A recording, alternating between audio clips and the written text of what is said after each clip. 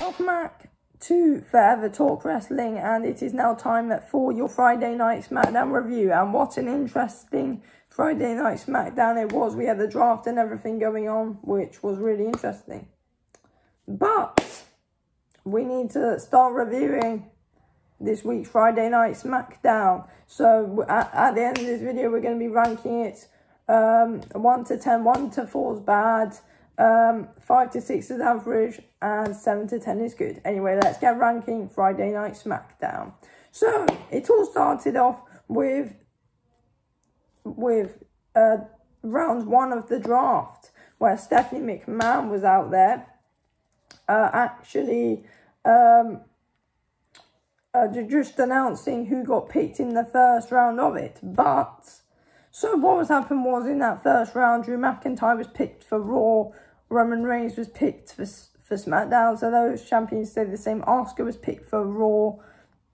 Seth Rollins was picked for SmackDown. And yes, that was actually very, very interesting. And then there was an interview with him backstage saying, "Oh, I can't wait to get away from Rey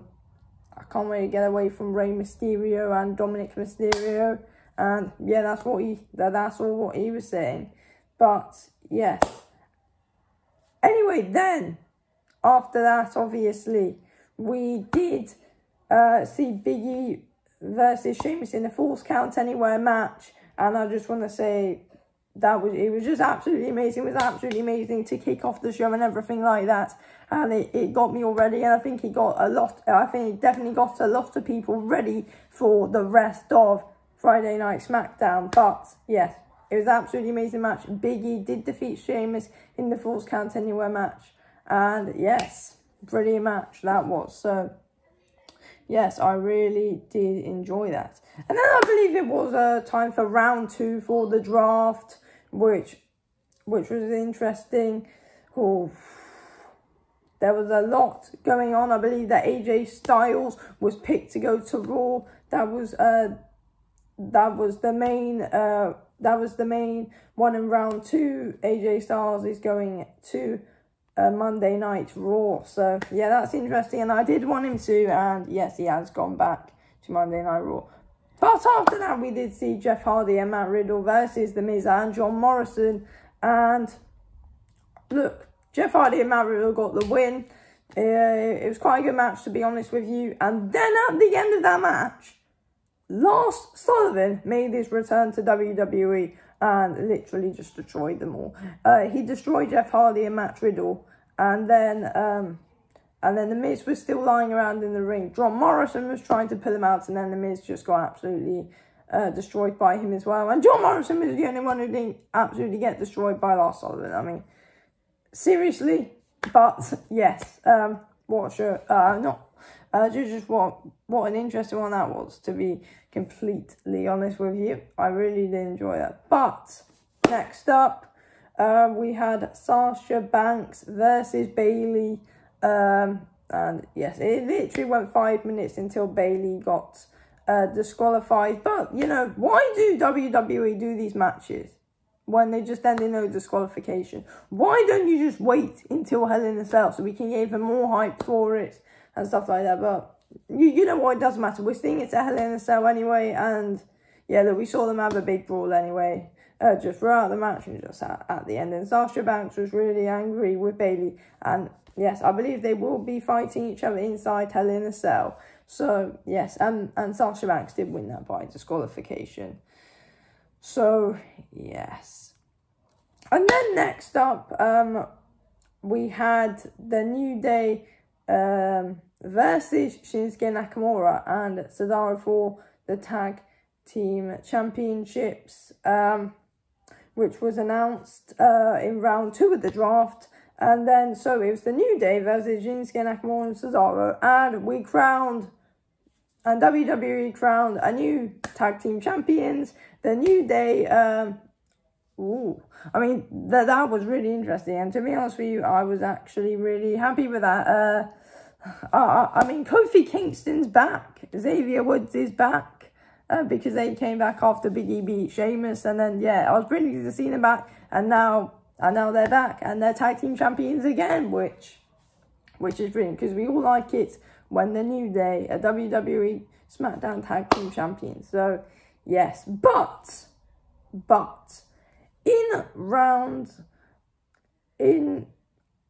forgot what round it was, but I think it was like round 3 of the draft. The New Day was split up.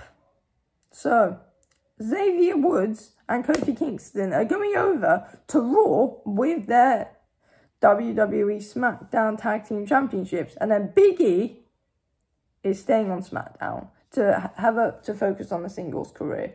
That was wow. That was really interesting, to be completely honest with you. Very, very, very interesting. But yeah, you know, that was really interesting if I'm completely honest with you. But yes, I did enjoy that, to be honest. And guess what though? I forgot to mention round 3 of the draft. The New Day were the New Day was split up in round 4, but so I'm just gonna go. So I missed out. So Dominic and Rey Mysterio are going to SmackDown, and The Miz and John Morrison are going over to Monday Night Raw. That's what happened in round 3, and then that's when and then after that, it was the tag team championship match, and then we saw the New Day have to split up. But yes, I mean, it was going to be interesting to see, because I think Big E does need to focus on the singles career. And it was going to be interesting how we could do it. And I did, and the drafting team popped into my mind. I was like, how are we going to split these guys up?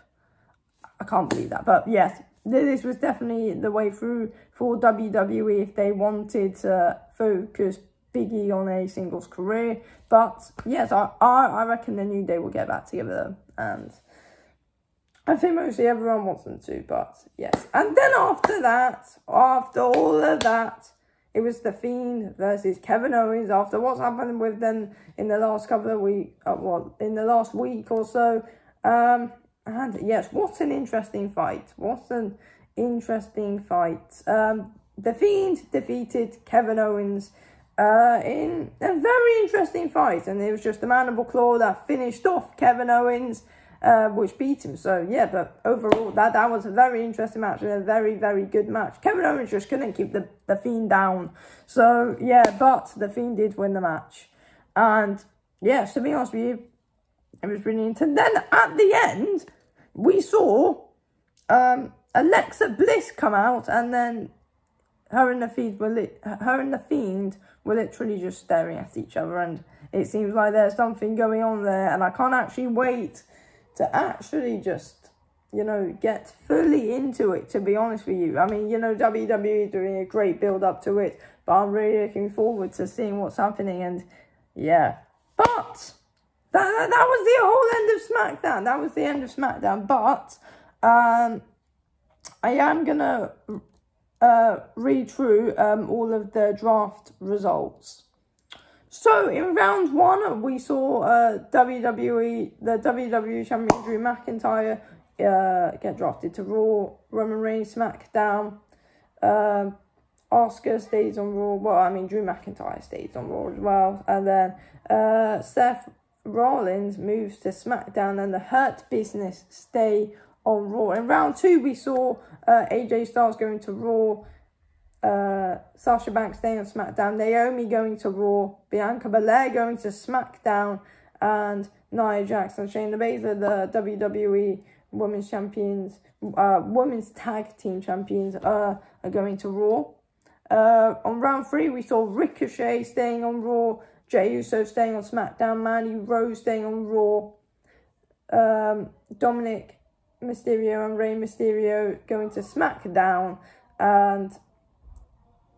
and The Miz and John Morrison are going to Raw. And then on the final round 4, we saw the SmackDown Tag Team Champions Kofi Kingston and Xavier Woods going to Raw, Big E going to SmackDown, Dana Brooke staying on Raw, Big E staying on SmackDown, and Dana Brooke staying on Raw, and Otis staying on SmackDown, and Angel Garza staying on Raw. But yes, overall, very, very interesting. And now it is time for me to give the show a ranking out of 10. And to be honest, this was one of the best WWE shows I've seen in a very long time. To be absolutely, completely honest with you, I'm giving it a 9 out of 10 for WWE Friday Night SmackDown. The draft was brilliant. The matches were brilliant. I really did enjoy it. And yes, 9 out of 10 for this week's SmackDown. And yes, what a show it was. So anyway, I'm going to end this video here. Thanks for watching this video. Forever Talk Wrestling. I'll speak to you all soon. Anyway, thanks for watching.